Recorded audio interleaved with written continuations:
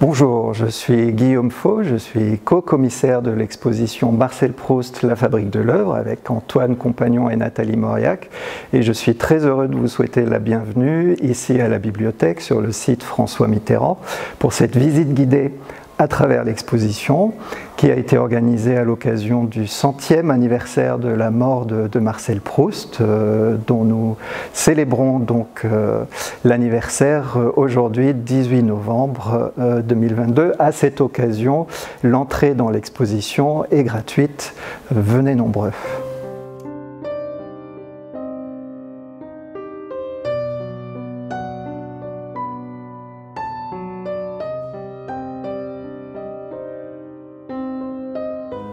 Ce que nous avons souhaité dans cette exposition, c'est expliquer le plus simplement possible aux visiteurs comment Marcel Proust s'y est pris pour écrire son chef-d'œuvre, ce chef-d'œuvre de la littérature mondiale aujourd'hui, À la recherche du temps perdu.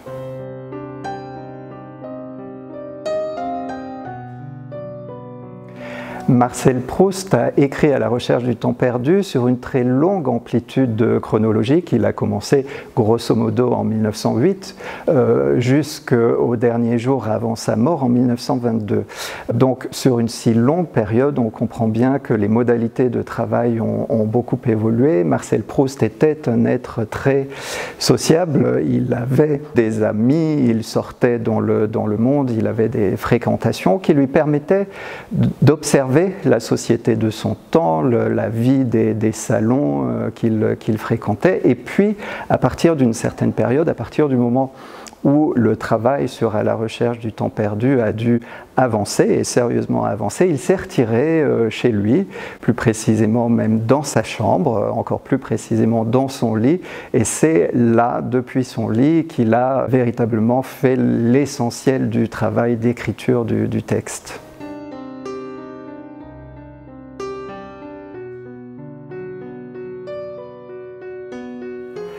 L'exposition commence par une série de documents consacrés à l'élaboration de la première phrase de ce texte. Première phrase si célèbre, « Longtemps je me suis couché de bonheur », et nous avons souhaité accueillir le visiteur par ce début si marquant. On sait que Marcel Proust a commencé à écrire le début de son texte dans des cahiers de brouillons, dont certains sont présentés dans cette première vitrine, à l'époque où il a le projet d'écrire un texte contre Sainte-Beuve. Il met au point un premier projet de début du texte qu'il va dicter et qui va être tapé à la machine, et nous présentons cette dactylographie corrigée, ce document sur lequel, pour la première fois, Marcel Proust va écrire,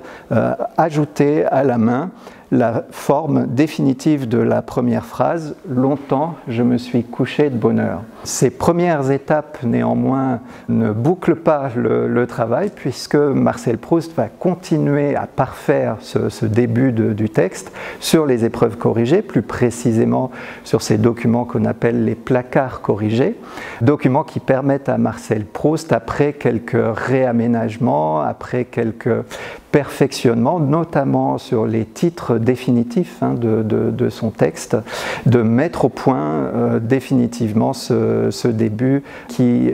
permet au lecteur de rentrer dans ce texte. La particularité de l'écriture de Marcel Proust et de son travail est qu'il n'écrivait pas dans l'ordre du texte du début à la fin. Il écrivait par passages, par fragments, qu'il mettait bout à bout dans un deuxième temps, et c'est au moment de cette mise au net, de cette mise au propre du texte, que la continuité du récit était assurée, et tout le fil conducteur de l'exposition est basé sur ce travail au long cours d'élaboration du texte dans les manuscrits.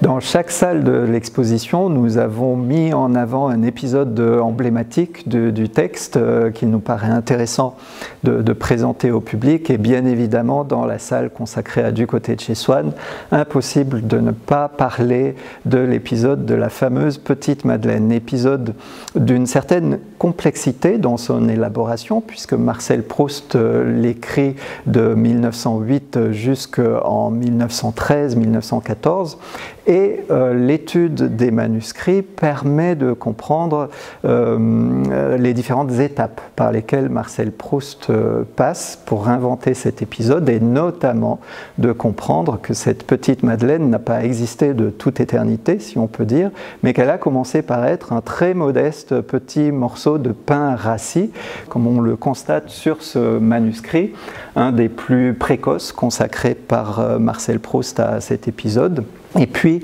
quelques mois plus tard, il réécrit le passage, et ce morceau de pain rassis devient un morceau de pain grillé, qui va, au moment où Marcel Proust écrit le passage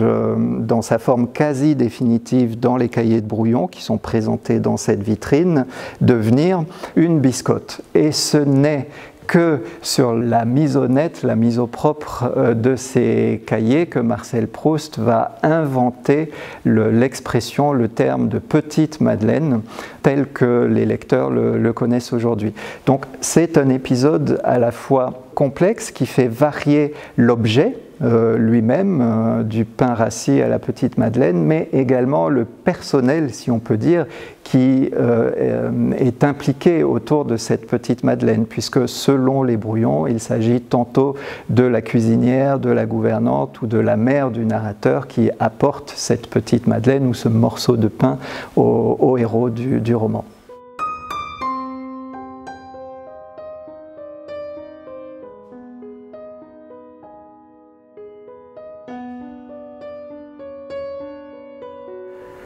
Marcel Proust fait paraître Du côté de chez Swann le premier volume de son grand roman en 1913 à compte d'auteur chez Grasset. Et le déclenchement de la Première Guerre mondiale vient bouleverser ses projets et sa vie.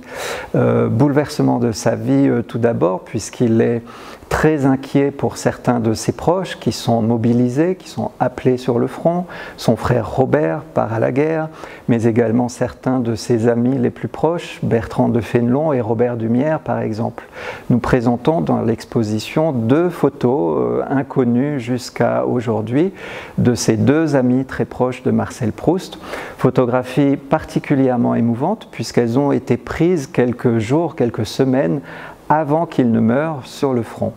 Et cette période tragique pour Marcel Proust et ses contemporains bouleverse aussi le travail de Marcel Proust. Dans un premier temps, la guerre interrompt le travail, et lorsque Marcel Proust va se remettre à travailler, il va réfléchir à quelques modifications importantes à apporter à son texte, déjà paru Du côté de chez Swann, modifications qu'il va apporter à l'occasion de la 2e édition du texte, cette fois-ci aux éditions de la NRF en 1919, puisque Gallimard, qui s'est aperçu qu'ils auraient dû accepter cet auteur et ce texte, va proposer un contrat à Marcel Proust pour reprendre l'édition du texte. Et à l'occasion de cette réédition de Du côté de chez Swann, Marcel Proust va demander à changer la localisation de Combray, le village de Combray, qui était situé en 1913 dans la région de Chartres, à déplacer cette localisation dans la région de Reims et de Laon. Pour la 2e édition du texte, la région de Reims et de Laon, c'est la région du front, c'est la région où ont lieu des destructions causées par la guerre. Et Marcel Proust, qui a besoin d'intégrer cet épisode de la guerre dans son roman, saisit l'occasion de ce changement de lieu pour apporter cette dernière touche à ce premier volume d'À la recherche du temps perdu.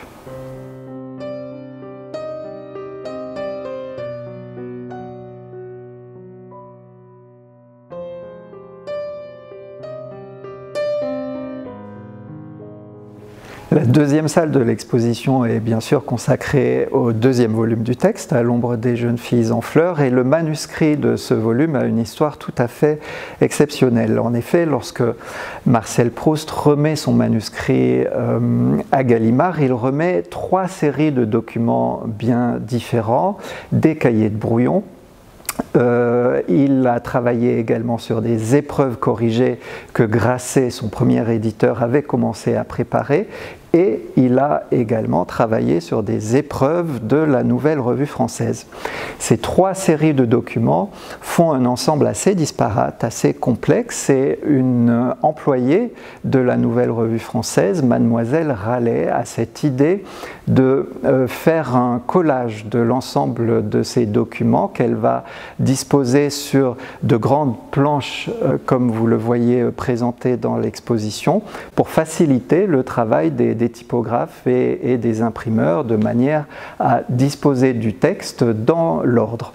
Ce travail de composition qu'a fait Mademoiselle Rallet a beaucoup plu à Marcel Proust. Il l'écrit dans une lettre à Gaston Gallimard. Il parle des gracieux chefs-d'œuvre de Mademoiselle Rallet. Et ces gracieux chefs-d'œuvre donnent à Marcel Proust l'idée de faire paraître une édition de luxe d'À l'ombre des jeunes filles en fleurs. Édition de luxe qu'il prévoit tiré à 50 exemplaires sur un grand papier, conservé dans un bel étui décoré, et à l'intérieur de chacun de ces exemplaires, Marcel Proust souhaite glisser 2 exemplaires de ces planches de façon à constituer un ensemble susceptible d'intéresser les collectionneurs, les bibliophiles, les mécènes. Et on sait, grâce à la correspondance de Marcel Proust, que chacun des exemplaires, de ces 50 exemplaires de l'édition de luxe d'À l'ombre des jeunes filles en fleurs, a été vendu à 300 francs. Si bien que le manuscrit du texte s'est trouvé dispersé dans le monde entier. Il est aujourd'hui encore dispersé dans un ensemble important de collections particulières, de collections publiques. Et c'est la première fois dans cette exposition que nous rassemblons une trentaine de ces planches d'À l'ombre des jeunes filles en fleurs qui viennent littéralement du monde entier. Certaines de ces planches viennent du Brésil, de Rio de Janeiro, d'autres d'Allemagne. Nous n'en conservons que 2 à la Bibliothèque nationale de France, et nous avons le grand plaisir de présenter ces planches aujourd'hui pour la première fois aux chercheurs qui les attendaient avec beaucoup d'impatience, et les visiteurs également.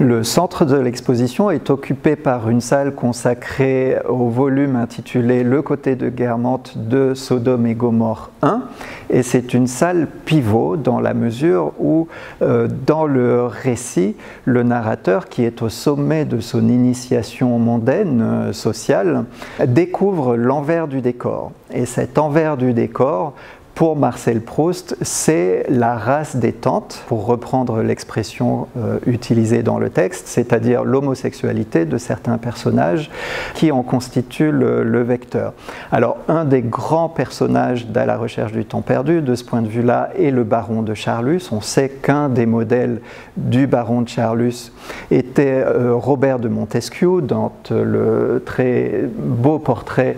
par Boldini est présenté dans l'exposition. Et les manuscrits permettent de comprendre comment Marcel Proust a écrit cet épisode si particulier. La théorie de l'homosexualité que Marcel Proust déploie dans le texte à ce moment-là occupe une très grande place. C'est la plus longue phrase du texte, plus de 900 mots ont pu être comptés. Les cahiers qui contiennent cet extrait sont présentés dans l'exposition, et on peut constater à leur examen que Marcel Proust a hésité sur le nom du personnage. Charlus s'est d'abord appelé Guercy, par exemple. On peut aussi trouver le beau titre de La race des Tantes, voilà, porté par Marcel Proust sur un de ses manuscrits. Marcel Proust a beaucoup hésité dans sa vision de l'homosexualité entre deux modèles, si l'on peut dire. Le modèle biblique, celui de la ville de Sodome, et donc un modèle tragique, assez noir, et puis un modèle plus naturaliste, un modèle qu'il a puisé dans ses lectures de Darwin et dans certaines théories darwiniennes sur la reproduction des espèces végétales, raison pour laquelle nous montrons aussi dans les vitrines de l'exposition les textes de Darwin que Marcel Proust a pu lire.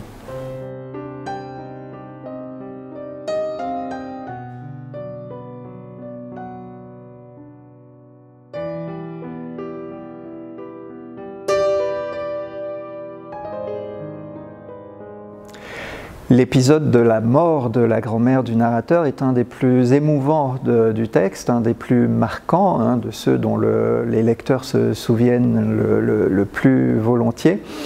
Plus précisément, ce que nous avons voulu évoquer, c'est le moment de la prise de conscience de la mort de sa grand-mère par le narrateur, puisque dans le texte,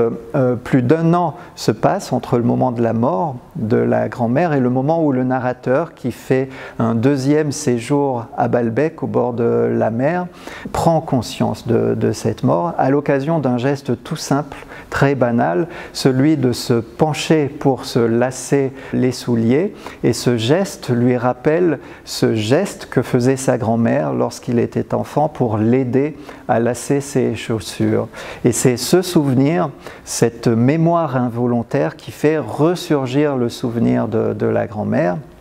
Et c'est ce que Marcel Proust désigne de cette belle expression de la mort après coup de la grand-mère, qui fait prendre conscience au narrateur de la disparition de cette grand-mère tant aimée. La grande chance que nous avons à la Bibliothèque nationale de France, c'est de conserver ces beaux manuscrits de Marcel Proust et surtout de conserver des manuscrits dont les plus intéressants sont ceux de ces épisodes les plus emblématiques. Cet épisode de la prise de conscience de la mort de sa grand-mère, il est écrit par Marcel Proust sur ce manuscrit, plus précisément cette dactylographie corrigée du texte,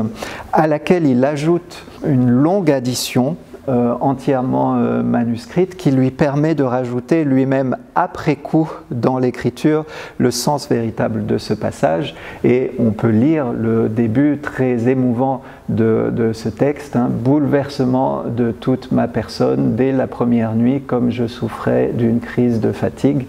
C'est vraiment dans l'après-coup de l'écriture que la version définitive du texte vient à l'auteur Marcel Proust, comme c'était dans l'après-coup de la mort de la grand-mère que la conscience de cette disparition venait au narrateur.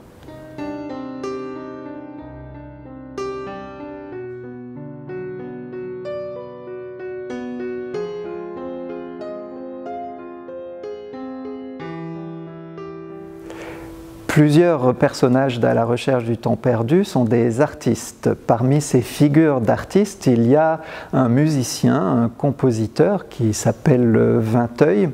Et à l'occasion des portraits que fait Marcel Proust de ce compositeur, c'est l'occasion de développer une conception de la musique, de l'art, qui est aussi une initiation pour le narrateur au fil de son parcours. Alors, Vinteuil est un compositeur bien connu des lecteurs d'À la recherche du temps perdu. Il est le compositeur d'une petite sonate qui apparaît au tout début du texte, mais il est également le compositeur d'un septuor, une œuvre plus tardive dans la vie de Vinteuil, en fait une œuvre posthume qui ne sera jouée qu'après la mort du compositeur. Et c'est une œuvre qui est marqué dans la description que fait Marcel Proust de ce morceau de musique par une forme de modernité musicale qui est vraiment la nouveauté imprimée par Marcel Proust à cette conception de la musique qu'il développe à la recherche du temps perdu à ce moment-là du texte. Puisque les cahiers de brouillon, les carnets et les cahiers de brouillon dans lesquels Marcel Proust écrit son texte aux alentours de 1913-1914 font état d'une esthétique avant-gardiste, moderniste, constructiviste. La description parle d'une explosion de couleurs, de sonorités tout à fait nouvelles, et c'est ce que nous avons souhaité illustrer dans l'exposition en présentant ce tableau de Kupka intitulé La Primitive, qui n'est pas un tableau que Marcel Proust a pu contempler et qui l'aurait inspiré, mais qui est un tableau qui nous a semblé évoquer par son aspect lui-même constructiviste, moderniste, ce rôle du septuor dans la formation artistique du narrateur.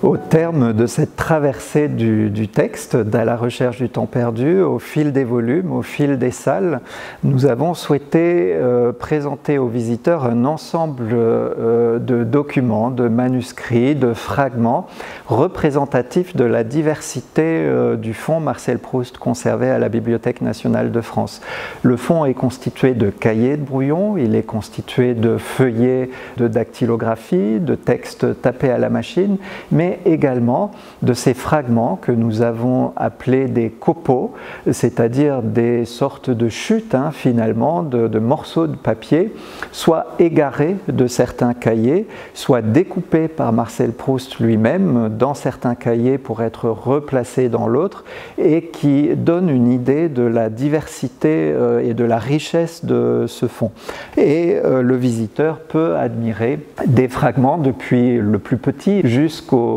cahiers de brouillon. Ces cahiers sont conservés au nombre de 75 dans le fonds de la Bibliothèque nationale de France, mais ils ne donnent qu'une petite partie, finalement la face émergée de l'iceberg de ce fonds colossal de manuscrits, ces milliers de pages écrites par Marcel Proust pour écrire à la recherche du temps perdu.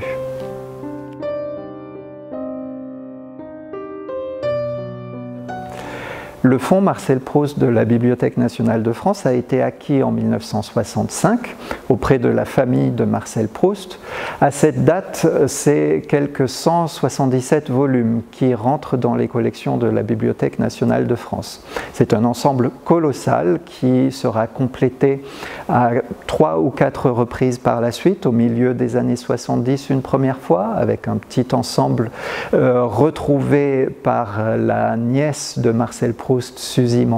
Proust chez elle,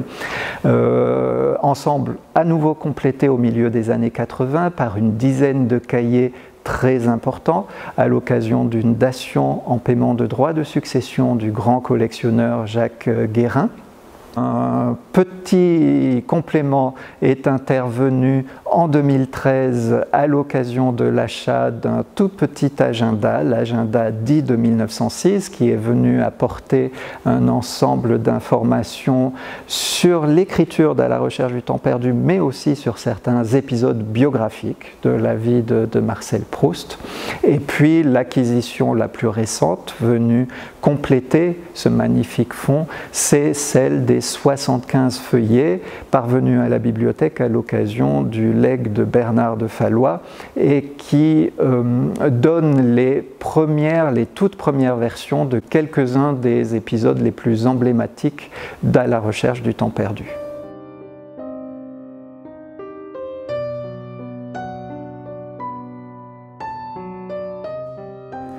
L'exposition Marcel Proust, la fabrique de l'œuvre est ouverte jusqu'au 22 janvier 2023. Elle est accompagnée de son catalogue, qui est une coédition entre la Bibliothèque nationale de France et les éditions Gallimard. C'est un catalogue que nous avons souhaité sous la forme d'un abécédaire d'une 50aine d'entrées par ordre alphabétique, qui constituent autant de clés d'entrée, de clés d'interprétation de cette œuvre à la recherche du temps perdu. Une quinzaine de spécialistes sont intervenus pour écrire des textes, à la fois sur chacun des volumes du texte, de manière à donner la structure d'ensemble du parcours, et puis sur certains thèmes, sur certains points plus particuliers qu'il nous a paru intéressant de développer. Soit parce qu'ils étaient particulièrement connus et attendus des lecteurs du catalogue, soit parce que certains documents récemment retrouvés jetaient un éclairage nouveau et qu'il fallait d'une certaine manière faire le point sur ces éléments. C'est un catalogue que nous avons souhaité le plus didactique possible, le plus attrayant possible pour accompagner le visiteur dans le parcours de l'exposition.